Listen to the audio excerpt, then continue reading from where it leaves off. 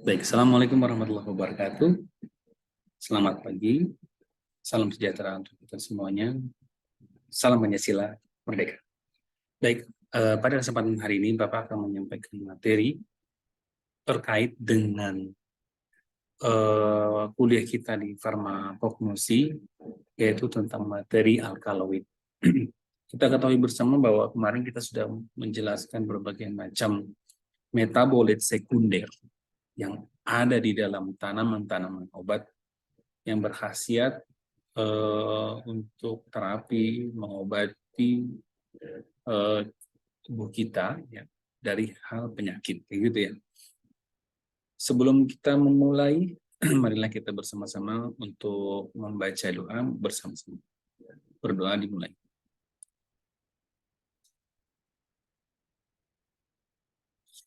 Baik, saudara sekalian, Bapak akan mulai share screen untuk materi kita di alkaloid. Mohon diperhatikan ya. Sudah terlihat ya? Jadi kita ya.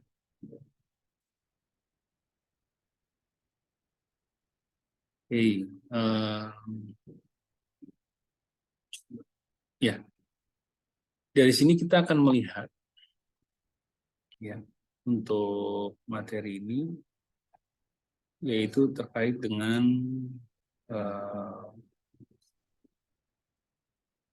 teori alkaloid. Ya.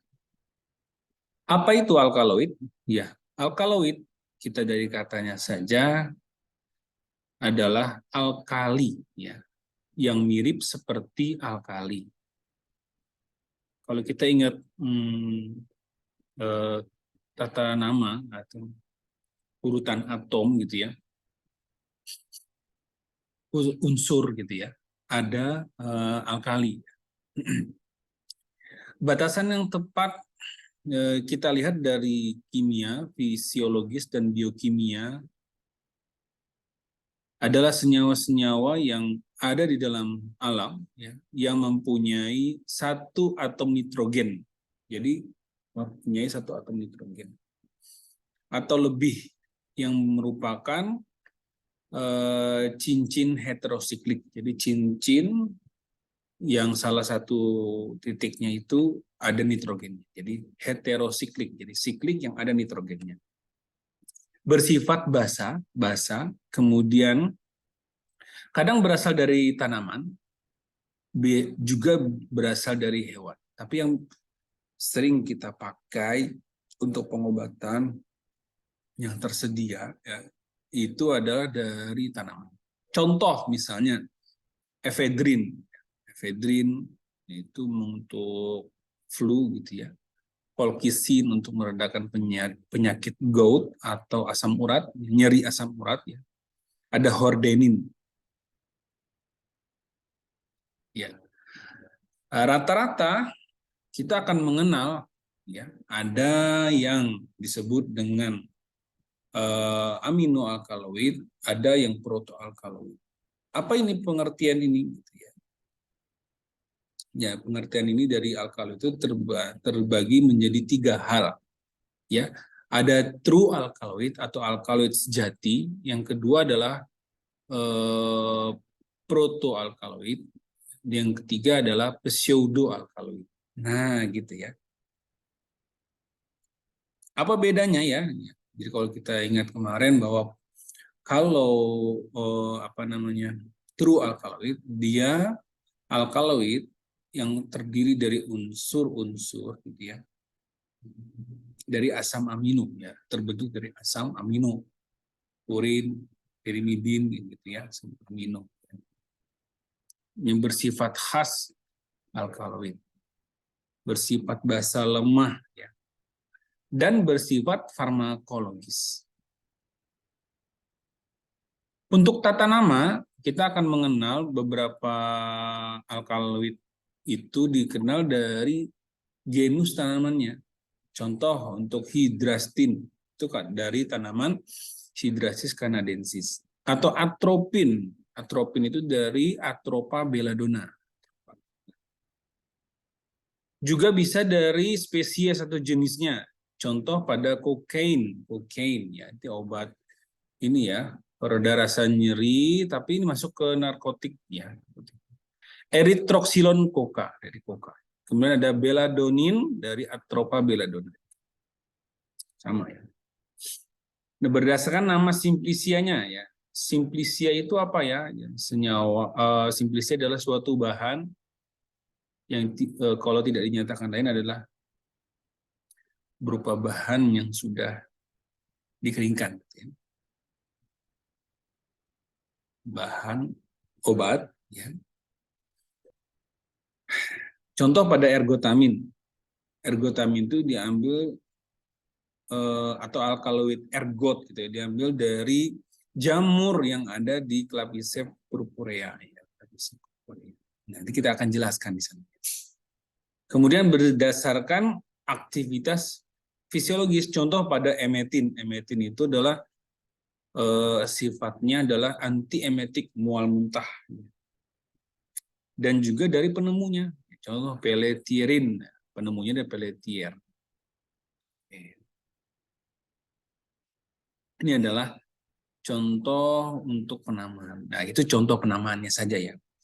Kita lihat dari sifat fisiknya, ada yang larut atau tidak larut. Nah, sekarang kalau alkaloid bagaimana Pak? Alkaloid itu sedikit larut dalam air.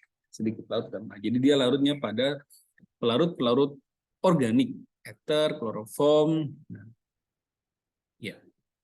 Di alam, dia banyak tersedia dalam bentuk garam alkaloid. Ya. Jadi dia mudah larut dulu. Tapi garam ya, garam alkaloid. Untuk mengisolasi alkaloid gimana? Ya, nanti kita salting out atau dibuang garamnya. Sehingga nanti dia akan larut pada kloroform. Garam alkaloid itu terbentuk dari adanya asam. Karena tadi kan dia sifatnya basa ya. Jadi garam alkaloid itu dia terbentuk antara gabungan dari asam organik alam ditambah dengan basa alkaloid. Ya, gitu ya. Jadi disebut jadi garam alkaloid yang larut dalam air. Sangat penting mengetahui hal ini dalam proses isolasi, pemurnian dan analisis secara kuantitatif. Jadi kalau misalnya kita mau mengisolasi besok di semester atas gitu ya, untuk mengisolasi senyawa yang ada tanaman yang ada senyawa alkaloidnya, bagaimana perlakuannya? Kita kenal bahwa ada proses ekstraksi. Nah, ini cocoknya yang mana nih? Dia larut sama air apa tidak gitu ya. Pada umumnya kalau dia bentuknya alkaloid bebas itu tidak larut air. Nah, kalau misalnya dalam bentuk garam alkaloidnya, berarti dia harus dilakukan proses ekstraksi dulu, baru proses salting out, penghilangan garam. Gitu ya. Contoh, ya banyak contohnya ya, terkait contohnya dari apa namanya tanaman cengkeh, cengkeh Eugenia aromatica, macam-macam ya. Itu adalah yang harus dilakukan proses salting out. Tapi ada juga yang tidak dalam bentuk garam ya. Contohnya ada kafein. Ya, 137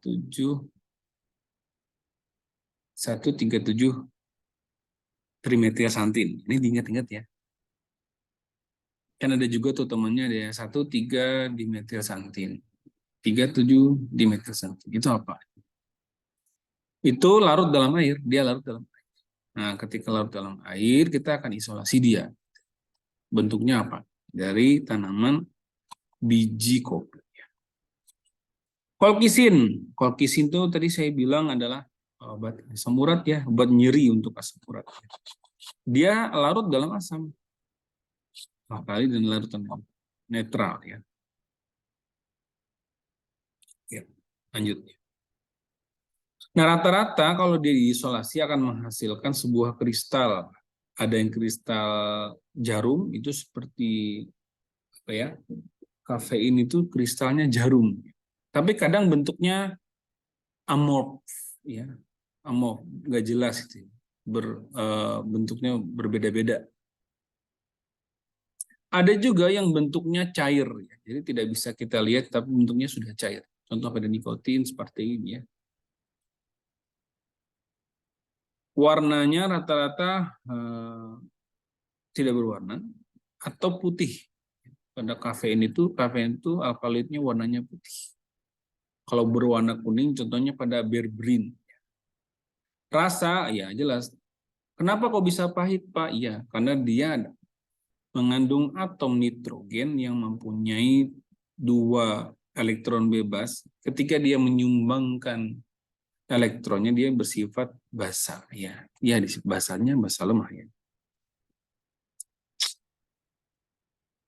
Mempunyai 1 atau lebih atom N, ya. Contohnya pada ergotamin 5 atom. Ergotamin, alkaloid ergot tadi, ya. Bersifat alkali, ya. Kuat dan lemahnya sifat basanya tergantung pada struktur molekul atau tempat ikatan serta adanya ikatan lain. Nah, ketika dia dicampur dengan asam, ya alkali tadi, ya, maka dia akan membentuk garam. Tapi pada basa dia akan menjadi amina bebas atau alkaloid bebas, gitu ya, alkaloid bebas. Makanya kadang kalau dalam proses isolasi itu ada proses salting out dengan ada penambahan basa NH4OH, NaOH dan lain sebagainya, agar dia itu bebas dari garamnya, bebas dari asamnya. Ketika baru kita tambahkan asam yang lain. Penambahan Hg, ion Hg, emas, platinum, itu akan menyebabkan adanya pengendapan alkaloid. Jadi kalau misalnya kita mau mengendapkan alkaloid, ya ciri khasnya kita tambahin dengan ion-ion merkuri. Ayo, uji apa itu? Pada apa namanya, alkaloid. Oke, yaitu reaksi apa? Dengan reaksi Meyer. Ya. Jadi ketika dia ditambah dengan reaksi Meyer, merkuri iodida Hg2i, ya, terbentuk endapan berwarna putih, ya. Yang kita kenal Meyer dan Dragendorf. Nah, ini kalau ini larutannya aja sudah berwarna coklat, kita akan lihat endapan berwarna coklat. Dia juga bisa mengendapkan protein. Contoh proteinnya adalah misalnya apapun, ya, proteinnya, ya, bisa mengendapkan protein.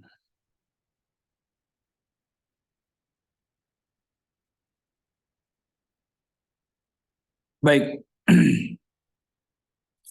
Sebagian besar alkaloid itu terdapat pada tanaman, ya, tapi jarang ditemukan pada tumbuhan tingkat rendah. Alga, bakteri, jamur, lumut, kecuali pada itu tadi Claviceps purpurea yang mengandung alkaloid ergot. Yang siapa tahu bisa keluar nih, alkaloid ergot, ergotamin, alkaloid ergot. Untuk apa? Pengobatan apa? Halo? Alkaloid ergot. Dicari, ya. Sebagian besar yang paling banyak mengandung alkaloid dari dikotil, ya, tanaman dikotil. Contoh Magnoliaceae, Moniniaceae, Menispermae, ya, Rubiaceae, Ranunculaceae, Rutaceae, Umbellifera, ya. Ini tanaman-tanaman yang banyak sekali mengandung alkaloid. Nah, paling banyak, nomor 1 tuh, dia terdapat pada biji, sebagian besar biji. Contoh pada Areca catechu, ya. Areca catechu semen, Areca semen, ya, pinang, ya, Areca. Nux vomica, strychnia.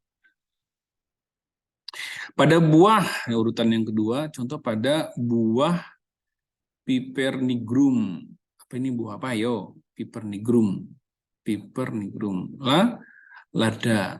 Mau lada hitam, lada putih, ya ada. Bedanya apa? Lada hitam sama lada putih. Itu pada proses pengambilan sampel saat muda kah? Atau saat dia itu udah matang gitu ya. Nyatanya bahwa lada hitam diambil saat dia muda atau dalam bentuk buah yang muda. Daun, contoh pada Atropa belandon, ya, Beladon folium atau herbanya ya. Hyoscyamus niger, Hyoscyamine folium, dari daun mengandung alkaloid atropin, ya. Hyoscyamin namanya, ya. Atropin itu alkaloidnya, hyoscyamin itu juga alkaloid. Salah satunya adalah pada batang, pada akar dan rimpang. Nah, yang paling terkenal ini ada kayak kulit batang ya, kulit batang. Cinchona sciuruba, kina ya. Kulit batang kina, ya. Kulit batang kina. Kemudian pada seluruh tanaman ini fungi atau jamur pada Claviceps purpurea, ya, alkaloid ergot tadi, ergotamin. Dan kulit buah pada Punica granatum, granati pericarpium. Buah delima, ya, buah delima. Baik, sebagai kegunaannya apa sih? Untuk tanaman itu berguna untuk melindungi dirinya. Karena dalam dosis yang tertentu dia akan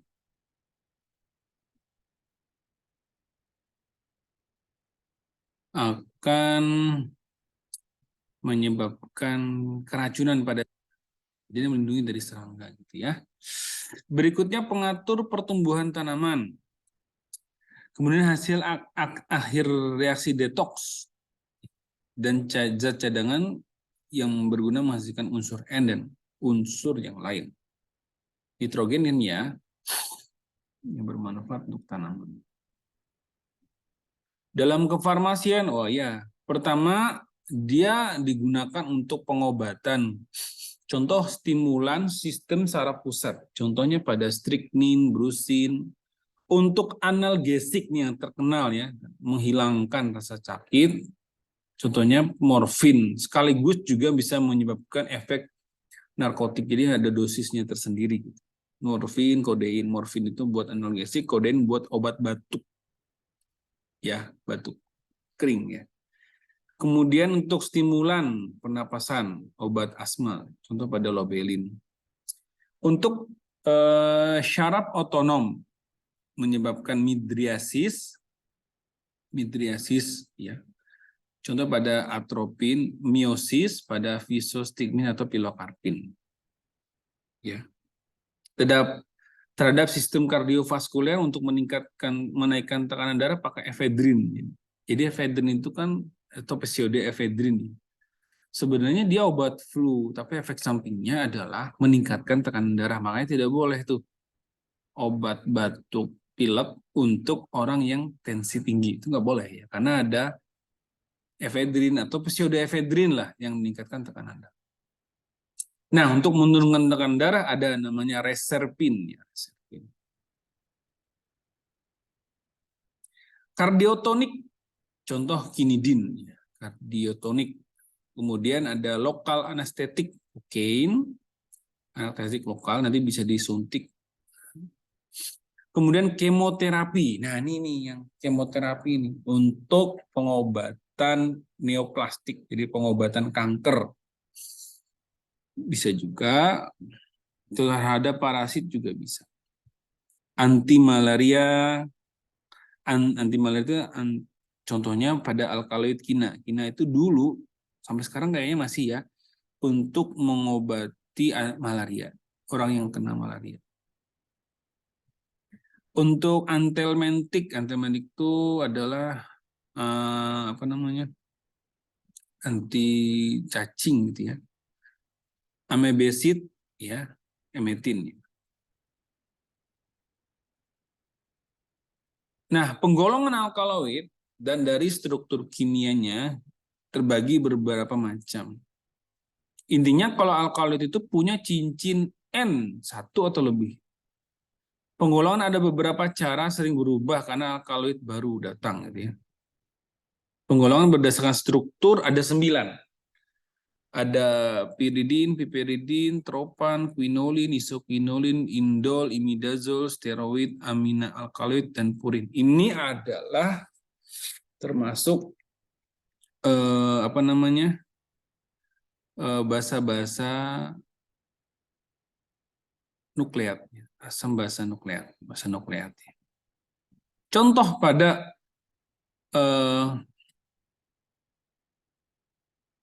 kita lihat dia ya, yang heterosiklik dan non heterosiklik. Ada protoalkaloid, amina biologis, dan heterosiklik yang kita kenal dia apa namanya melingkar gitu ya. Kalau non heterosiklik, contohnya pada efedrin, ephedra sinica, colchicine, ya, lopopora, meskalin pada lopopora dan hordenin. Oke, sekarang kita akan mengenal contoh alkaloid golongan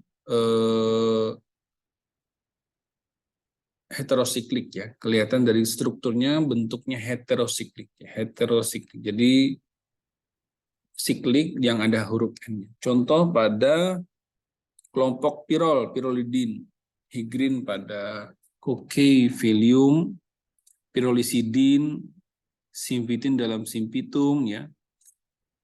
Piridin dan piperidin. Ya, ini yang paling terkenal ya. Arekolin, lobelin, peletierin, nikotin, koniin ya. Ya, risinin, ya risinin itu pada risinus komunis. Tropan nih, tropan ya. Bentuk tropan. Ada hiosiamin, atropin, ya, itu dari Atropa belladonna tadi ya. Kokain ya. Pseudopelletierin.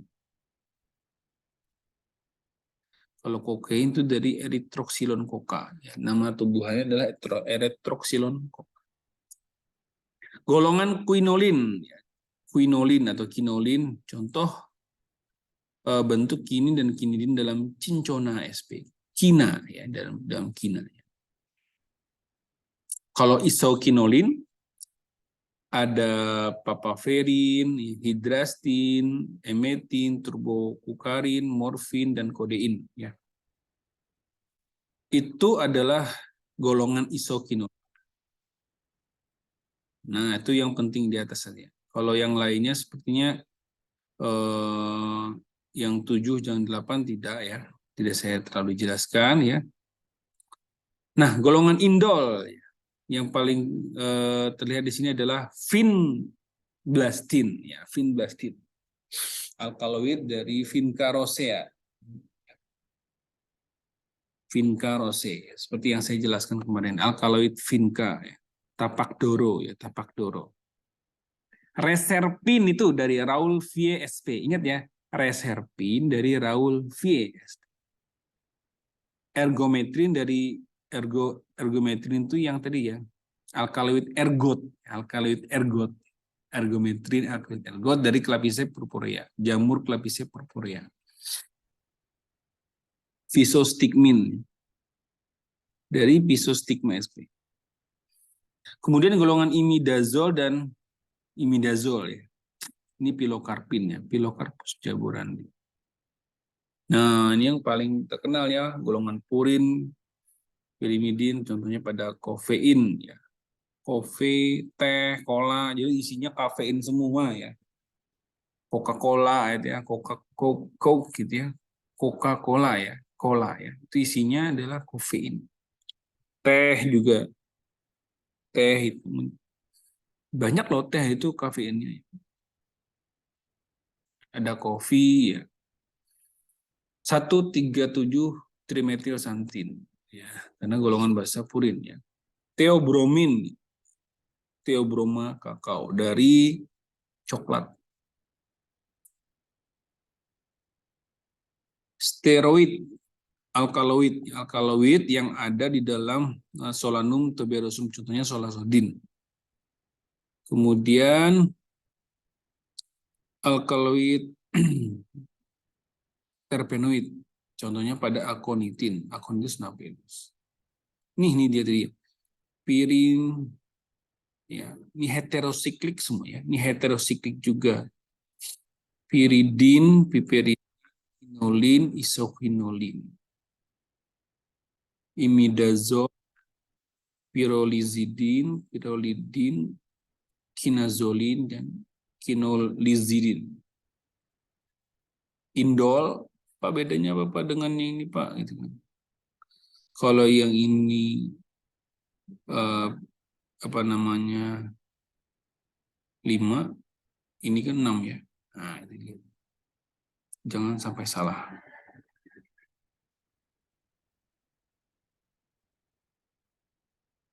Baik. Kalau dilihat dari biosintesisnya,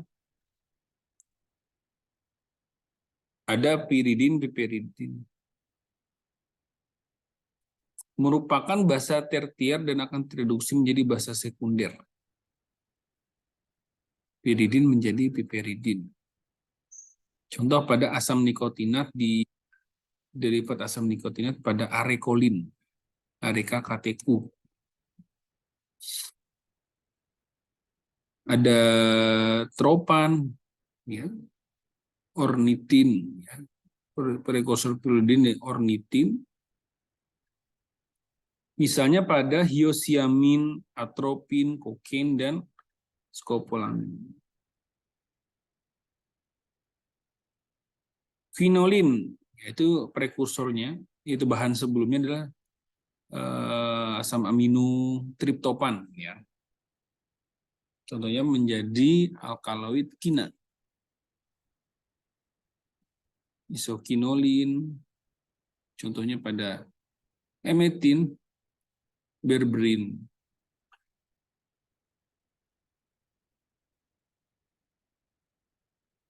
Berupa molekul multisiklis yang kompleks, itu ciri khas pada indol.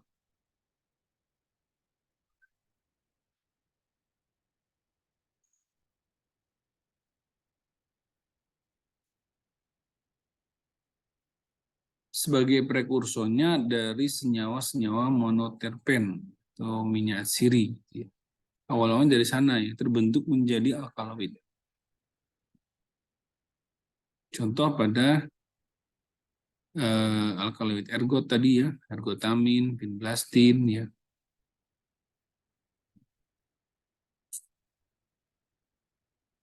Alkaloid amin pada efedrin, kolkisin, dan meskalin. Baik, kita akan lihat golongan piridin dan piperidin. Piridin dan piperidin. Pada tanaman Granaticortex dan Granati pericarpium, kulit buah delima. Dalam tanaman asalnya adalah Punica granatum. Ada kulit batang dan kulit akarnya Granaticortex, ya. Ini cara-cara untuk mengambil atau mempreparasi dari simplicianya.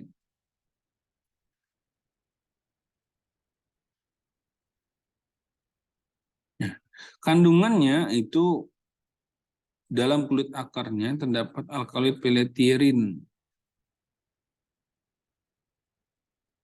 Isi yang lain adalah mengandung kalsium oksalat dan amilum. Nah, itu dia.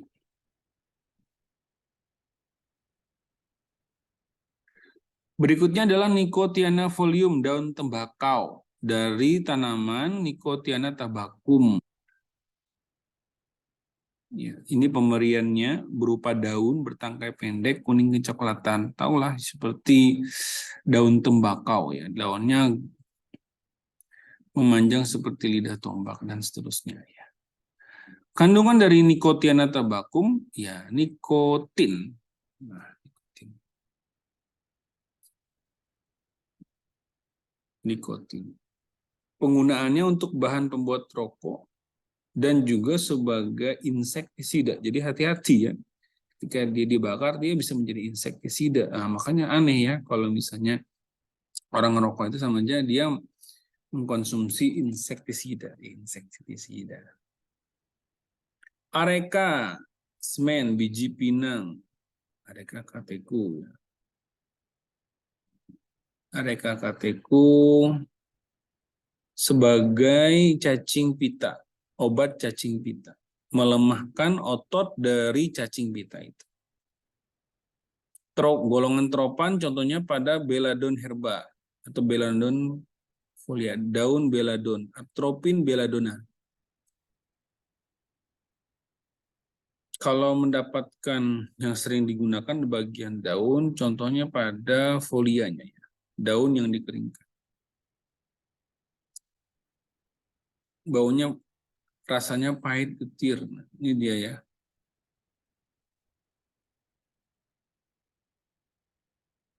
Belladon.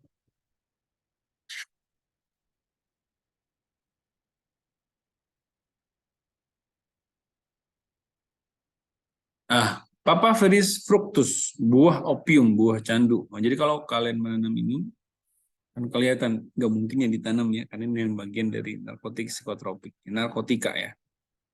Papaver somniferum, famili Papaveraceae, yang digunakan adalah getah buahnya. Ya. Kalau kita lukain, buahnya akan keluar ya, getahnya. Isinya adalah opium.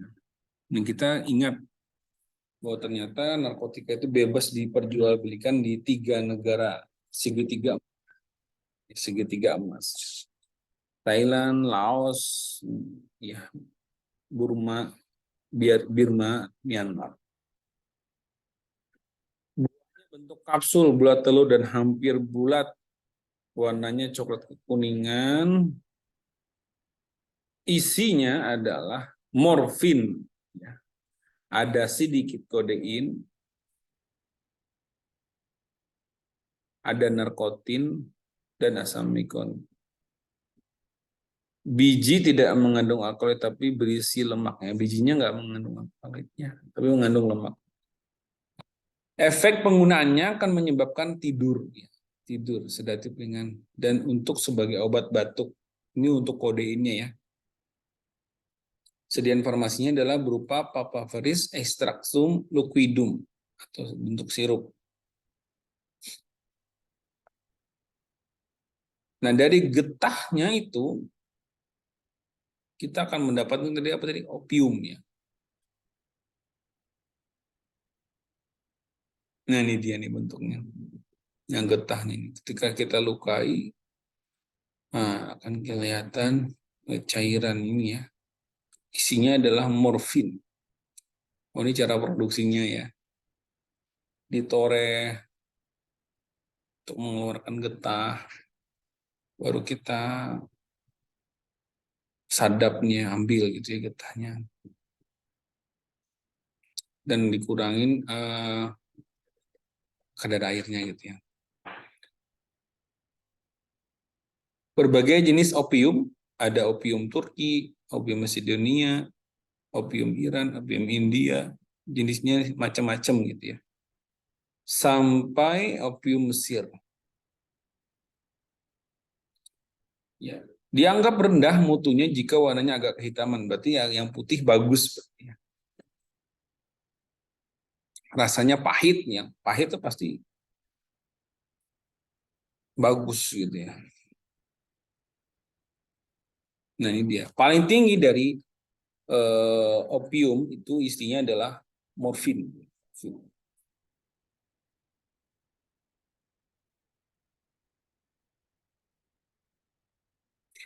Sifat dari opium secara farmakologis, dia akan mempengaruhi sistem saraf pusat, menekan sistem saraf pusat.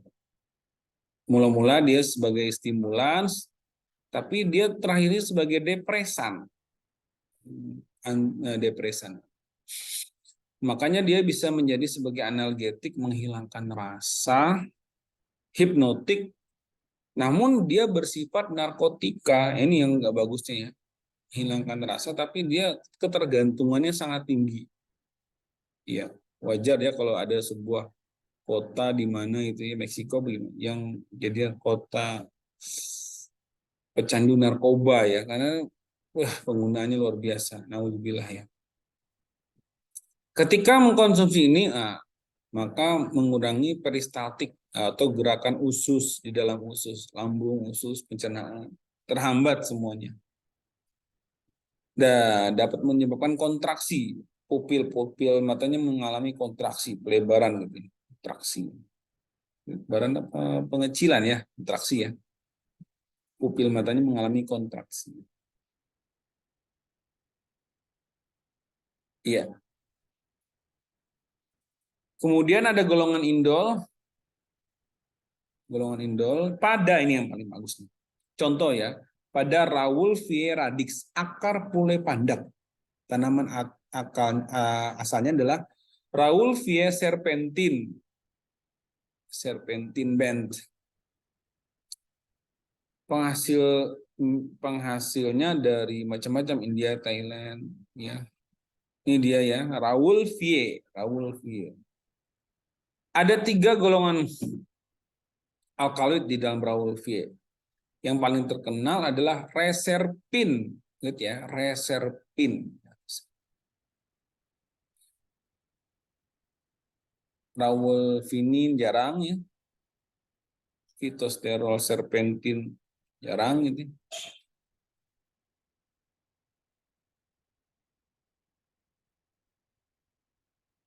Contoh sediaan farmasinya adalah Rauwolfia extractum, ekstrak dari Rauwolfia. Ada reserpinum, itu sudah cairan reserpinnya ya, alkaloid reserpin, Raudixin. Oke, sudah ya Rauwolfia. Diingat-ingat ya Rauwolfia ya. Ada reserpin.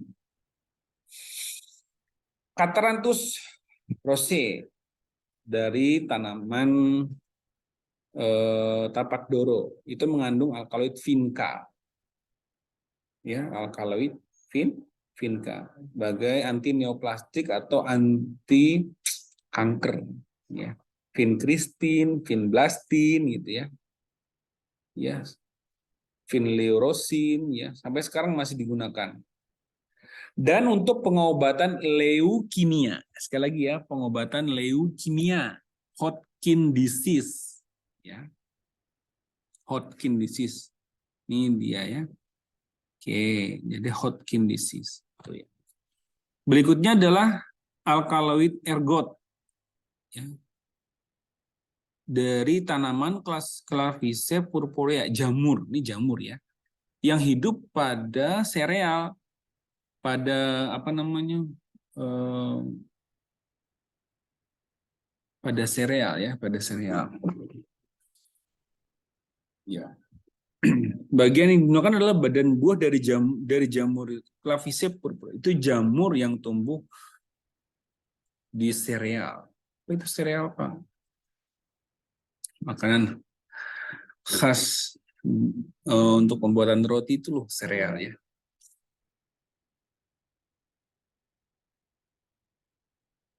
Ini kita lihat bentuknya. Nah, ini contoh dari apa namanya jamurnya ya. Ada Conidiospora.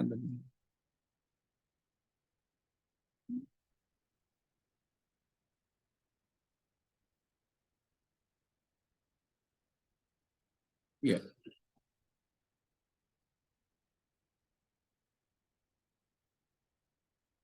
ini dia ya. Spora atau jamur di dalamnya itu mengandung tadi alkaloid ergot atau ergotamin. Nah, tahu nggak ini apa nih? Hmm? Berapa? Kalau buat roti itu buat apa? Pakainya apa? Ya. Nah, dia nempel pada tanaman ini. Nah, ketika dia nempel, dia berhasilkan kandungan zat aktif ergotamin. Ada ergokristin, ergokriptin, tapi yang paling terkenal adalah ergotamin yang tidak larut dalam air. Alkaloid ergot digunakan sebagai pengurang pendarahan. Jadi mengurangi pendarahan pada setelah kelahirannya. Nah, penggunaannya ergotamin untuk analgetik bisa juga untuk obat orang migrain. Kalau kalian kena migrain, biasanya penggunaannya dengan alkaloid ergot atau ergotamin.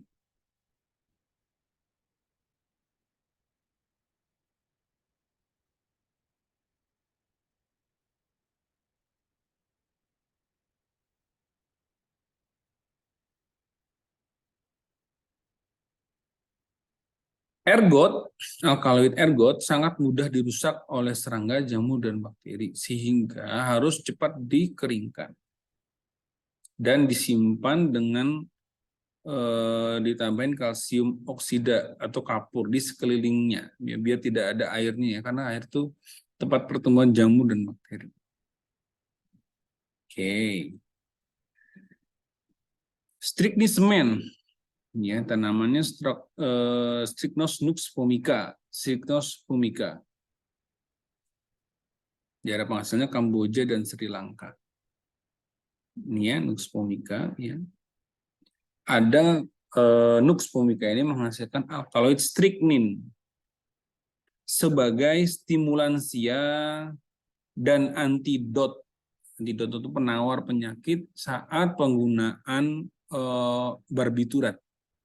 Barbiturat obat mencegah epilepsi kan. Nah, kalau kelebihan berbahaya, bisa menyebabkan keracunan, maka antidotumnya adalah penggunaan strychnin.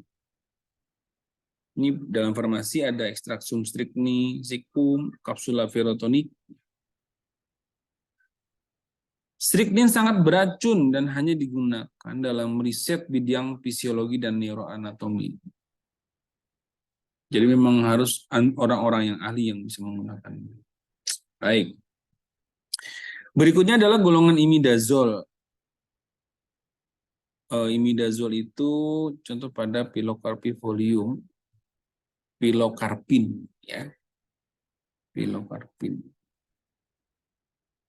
Untuk pengobatan glaukoma. Apa itu glaukoma, Pak? Glaukoma itu kejadian di mana tekanan di dalam intraokuler mata itu lebih besar daripada lainnya. Jadi matanya seperti mau keluar gitu ya.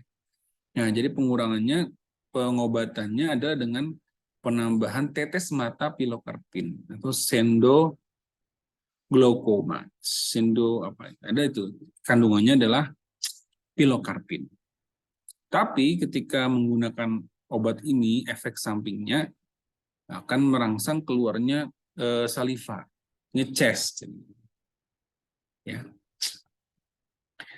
Golongan steroid alkaloid, ya, jadi alkaloid tapi golongan steroid. Contoh pada veratrizom yang mengandung ya, senyawa veratri, ya. Tapi jarang kita bahas ini. Veratridin ini jarang dibahas, ya, karena sudah beralih ke yang lain. Ini aja nih yang biasa digunakan dalam pengobatan flu. Ya. Ada alkaloid amin, contohnya ada Ephedra herba mahwang, ya. Karena dia bersifat adstringent juga dari Ephedra sinica. Kok bisa, Pak? Ya, kalau dilihat dari kristalnya sih seperti bentuk jarum roset, tidak beraturan. Nah, efeknya dulu ya. Dia bersifat mengobati atau simpatomimetik yang menstimulir reseptor alfa, beta 1, beta 2 adrenergik menyebabkan vasokonstriksi. Nah, vasokonstriksi. Konstriksi pada pembuluh darah.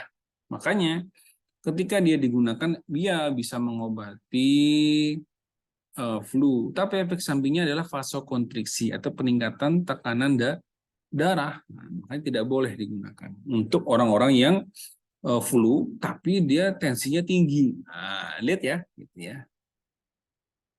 Oke, lanjut. Colchicine, colchicin, colchicum autumnale.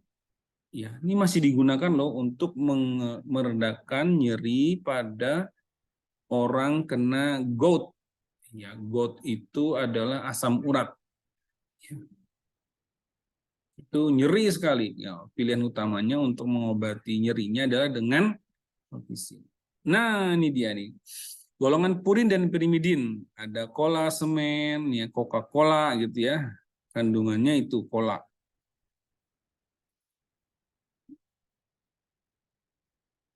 Ini dia. Ini kan cola ya, cola semen.